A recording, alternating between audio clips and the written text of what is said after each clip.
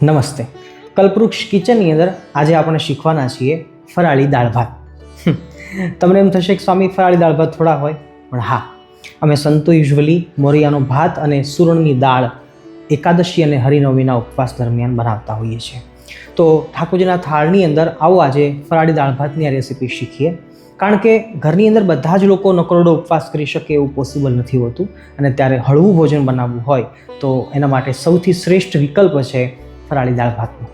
અને હા, એ વાતનું અનુસંધાન પણ રાખજો કે એકાદશી અને હરિનવમીના દિવસે બની શકે તો ઉપવાસ જ કરવાનો હોય, પણ કદાચ જો ન આપણે કરી શકીએ તો એના માટે આ વિકલ્પમાં ફરાળી વાનગીઓ આપણે બતાવી રહ્યા છીએ. પછી કહેતા નહીં કે સ્વામીએ નહોતું કહ્યું. તો આવો આજના દિવસે સૌથી સરળ અને સુગમ રીતે બની શકે એવી આ રેસીપી આપણે જોઈ લઈએ. ભક્તો, મોરિયાનો ભાત બનાવવા માટે બજારની અંદર સરળતાથી મોરિયો અવેલેબલ હોય છે, જેનો દાણો મોટો હોય છે, અને એ કદાચ ન મળી રહે તો આપણી પાસે સાંબો પણ આપણે વાપરી શકીએ છીએ. આજે મારી જોડે મોરિયો નહોતો એટલા માટે હું આ ઝીણા દાણાવાળો સાંબો ઉપયોગ કરું છું. બંને બેસ્ટ છે, બંને ચાલે છે. તો એક વ્યક્તિ દીઠ આપણે 2 મોટી મુઠ્ઠી હોય એટલું માપ આપણે ફિક્સ કરીએ. આજે અમે 3 વ્યક્તિ માટે બનાવીએ છીએ તો 6 મુઠ્ઠી મેં મોરિયો લીધો છે. તમે તમારા પરિવારના લોકો પ્રમાણે અવશ્ય લઈ શકો છો. અને એવી જ રીતે દાળ બનાવવા માટે આપણે જે સુરણ લીધું છે એ મેં હાલ 300 ગ્રામ લીધું છે. તમે એના આસપાસમાં લઈ શકો છો.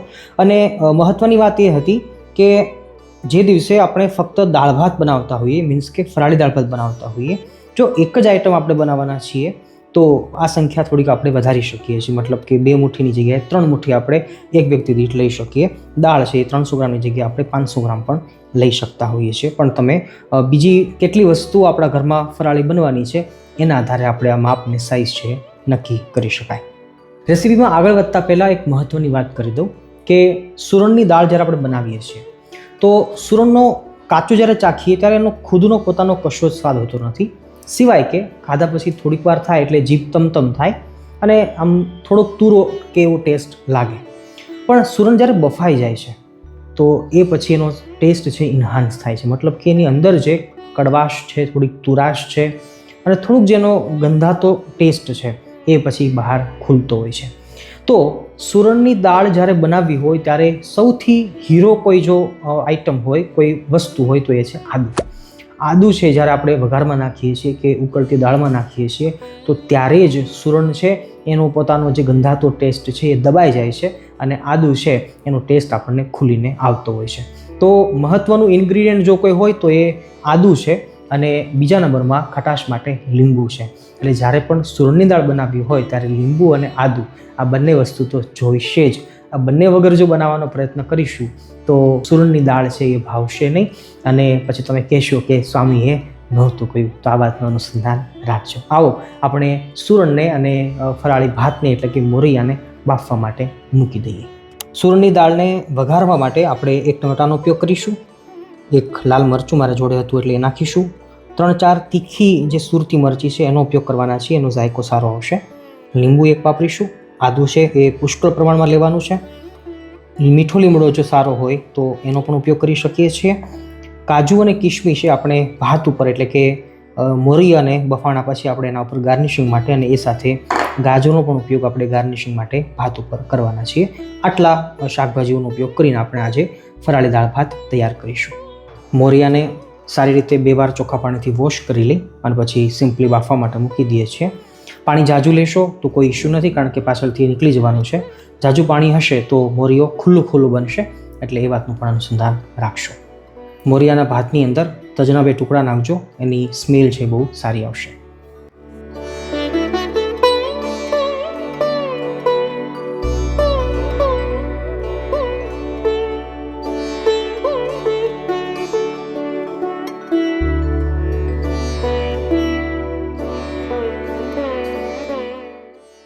ભક્તો, આપણો ભાત બફાઈ ગયો છે. દાણો ચેક કરીને પછી પાણી કાઢી લેવાનું બધું જ, પછી નીતરવા દેવાનું. પાણી સંપૂર્ણ નીકળી જશે પછી આપણે એને એકવાર ફ્રાય કરીશું, નાનકડો વઘાર લેશું. ભક્તો, મોરિયાની તાસીર છે એ પણ ચીકણી હોય છે, એટલે એને ચોખ્ખા ઠંડા પાણીથી વોશ પણ કરી લેવો જોઈએ. જેમ આપણે સાદા ભાતને આપણે કરતા હોઈએ એ રીતે. તો એનાથી થશે શું કે ચિકાશ જતી રહેશે, તો મોરિયો છે એ ખુલ્લો ખુલ્લો રહેશે.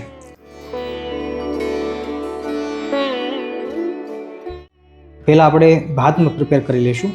1 થી 1.5 ચમચી તેલ લઈ અને તેલની અંદર થોડુંક જીરું ફોડી લઈએ અને એ ઉપરાંત આપણી પાસે જે કાજુ અને કિશમિશ છે એને ફ્રાય કરી લઈએ. અને ગાજરની કટકી જે આપણે કરી છે ભાતને સુશોભિત કરવા માટે, તો એને આપણે શેલો ફ્રાય કરી લઈએ અને ભાતને પ્રિપેર કરી લઈએ.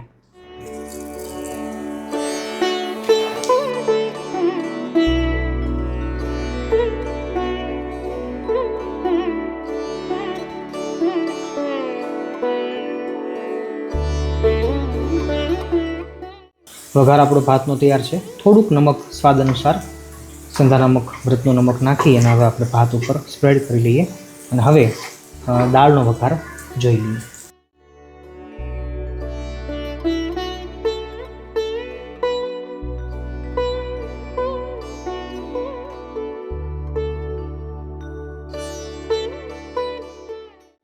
ભક્તો, ભાત આપણો બનીને તૈયાર છે.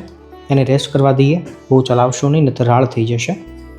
અને આ બાજુ સુરણના કટકાને સારી રીતે ચોખ્ખા પાણીમાં ધોઈ અને પછી કુકરમાં બાફવા માટે મૂકી દેવાના છે.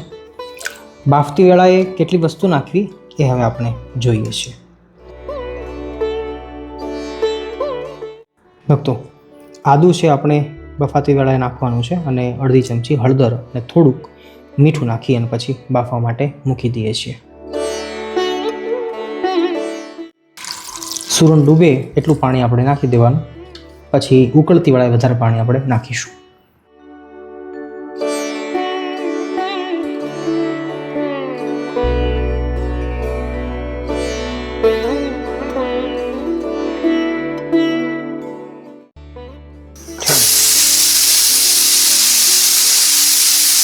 ભક્તો, હાર્ડલી 7 થી 8 મિનિટનો ટાઈમ ગયો છે અને સુરણ આપણું બફાઈને તૈયાર છે.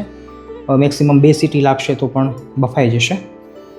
ઇઝીલી આપણે ચપાતી અથવા હાથથી મેશ કરીએ તો એ થઈ જાય એટલે આપણું સુરણ કમ્પ્લીટ છે.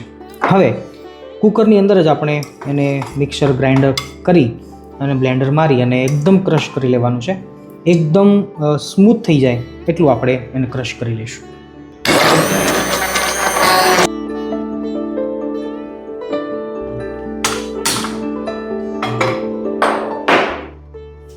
ભક્તો, આ રેસીપીમાં આપણે તેલ પહેલાં જરા પણ નાખ્યું નથી, એટલે થોડુંક તેલ આપણે વધારે નાખીશું.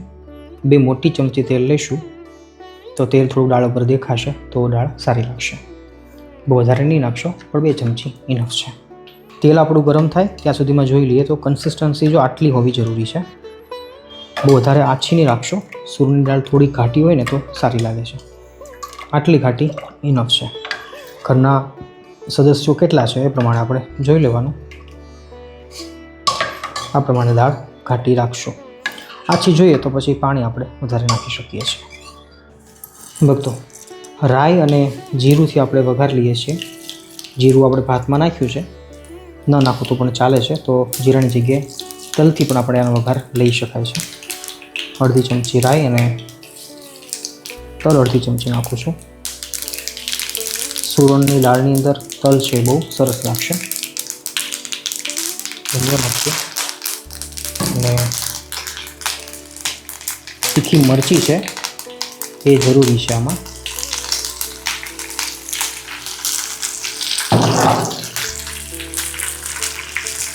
સારી રીતે સ્ટર કરી લો. ગેસની ફ્લેમ ધીમી રાખશે જેથી દાજે નહીં. હવે હળદર નાખીએ છીએ અડધી ચમચી. લાલ મરચું નહીં નાખશો, જરૂર નથી, કારણ કે આપણે તીખી મરચી નાખી છે અને આદું પણ આપણે પાછળથી ઘણું નાખવાના છીએ હજી. અને હવે ટામેટાં નાખી, ટામેટાં પાકી જાય એટલે વઘાર આપણો તૈયાર છે. ભક્તો, રેસીપીનો ક્લાઇમેક્સ ચાલે છે. બસ હવે પૂર્ણાહુતિ તરફ આપણે જઈએ છીએ. મેં શરૂઆતમાં કહ્યું હતું કે મેઇન ઇન્ગ્રીડિયન્ટ આપણું આદુ અને લીંબુ છે. બસ હવે એ આદુ અને લીંબુ એને નાખવાનો ટાઈમ આવી ગયો છે. ટમેટા પાકશે એટલે આપણે આદુ નાખીશું. પણ ક્વેશ્ચન છે કે આદુને આપણે છીણ્યું છે, છતાં પણ ક્યારેક આદુ આપણા મોઢામાં આવે તો આપણને સ્વાદ ગમતો નથી હોતો. તો એના માટે સંતો અમે ઘણીવાર શું કરીએ કે આદુને અલગ રીતે નાખીએ છીએ. એ ટ્રીક તમને આજે શીખવું છું કે આદુ નખાઈ પણ જશે અને છતાં આદુનો ટુકડો મોઢામાં આવશે નહીં, એનો રેસો મોઢામાં આવશે નહીં. તો ચાલો આપણે હવે આદુ નાખી દઈએ. જાજુ આપણે આદુ લીધું છે, પણ એની અંદર પાણી નાખી દઈશું આપણે, નહીં તો અડધો ગ્લાસ. સારી રીતે એને ચલાવી લો અને પછી આપણે એને ફક્ત પાણી મતલબ એનો રસ નાખવાનો છે. આપણે હાથથી નાખી શકીએ છીએ, ગળણી હોય તો એનાથી પણ નાખી શકીએ છીએ. આનાથી થશે શું કે આદુનો રસ છે એ તો અંદર આવી જશે, આદુના જે રેસા છે એ ઉપર રહી જશે. આપણે મેઇન આદુના રસની જરૂર છે, એના ટેસ્ટની જરૂર છે, એ આપણને અહીંયા મળી જશે. જે આપણી પાસે આદુ વધ્યું છે એને પણ સારી રીતે નીચોવી લેવાનું છે.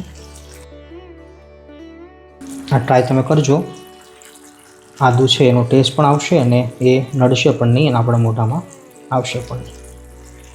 સારી રીતે નીચોવી અને આપણું કામ તૈયાર છે. ધાણાનો પાછળનો ભાગ છે દાંડલાનો, એ આપણે થોડુંક દાળમાં નાખીએ છીએ, થોડુંક ભાત ઉપર નાખીશું, સ્પ્રિંકલ કરીશું. આપણો વઘાર ઉકળીને તૈયાર થઈ ગયો છે. બસ હવે દાળમાં આપણે મિક્સ કરવાનું છે. ચાલો કરી લઈએ. ભક્તો જુઓ, વઘાર તૈયાર છે. કેટલો સરસ લુક આવ્યો છે, કમ્પ્લીટ પીળો છે, તલ દેખાય છે, રાઈ દેખાય છે, ધાણાના દાંડલા દેખાય છે, ટમેટા પાકી ગયા છે, લીમડો દેખાય છે અને આદુ હોવા છતાં પણ દેખાતું નથી. બસ એ જ આપણા વઘારની વિશેષતા છે. ચાલો આપણે મિક્સ કરી લઈએ.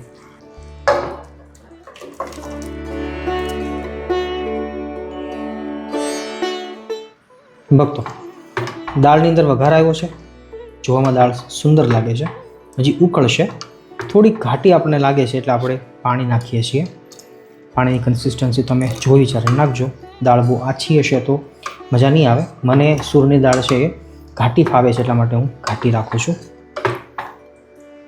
દાળ આપણી થોડીક વારમાં ઉકળશે, પણ એ પહેલાં મહત્ત્વની વાત કે જ્યારે સૂરણને આપણે બાફવા માટે કુકરમાં મૂક્યું તો એ વખતે નમક આપણે એ પૂરતું નાખ્યું હતું, પણ પાછળથી આપણે દાળને ક્રશ કરી, સૂરણને ક્રશ કર્યું તો એ પછી પાણી આપણે એક્સ્ટ્રા નાખ્યું છે. તો એના માપનું નમક છે એ તમે હવે આ ટાઈમ ઉપર નાખી શકો છો. તો આ વાતનું પણ અનુસંધાન રાખજો અને વ્રતના નમકનો ઉપયોગ કરજો. ભક્તો દાળ ઉકળી ગઈ છે. થોડીક દાળને વધારે ખટ્ટી મીઠી કરવા માટે થોડું ગોળ નાખું છું. ખાંડ નહીં નાખશો, ગોળ નાખશો, સરસ લાગશે. અને હવે છેલ્લે આપણે લીંબુ નાખી દાળને ઉતારી લઈશું. એક લીંબુ આખું હું નાખું છું. મને ટેસ્ટ લીંબુનો થોડો વધારે ગમે છે. તમે તમારી શ્રદ્ધા અનુસાર નાખજો. લીંબુ નાખ્યા પછી દાળનો કલર છે થોડોક ઉઘડશે, સરસ લાગશે. ચાલો દાળ આપણી તૈયાર છે. ઠાકોરજીને ભોગ લગાવી લઈએ. છેલ્લી મારી શરત પ્રમાણે જે પણ વસ્તુ ઘરમાં બનાવો એ ઠાકોરજીને ભોગ અવશ્ય લખાવશે.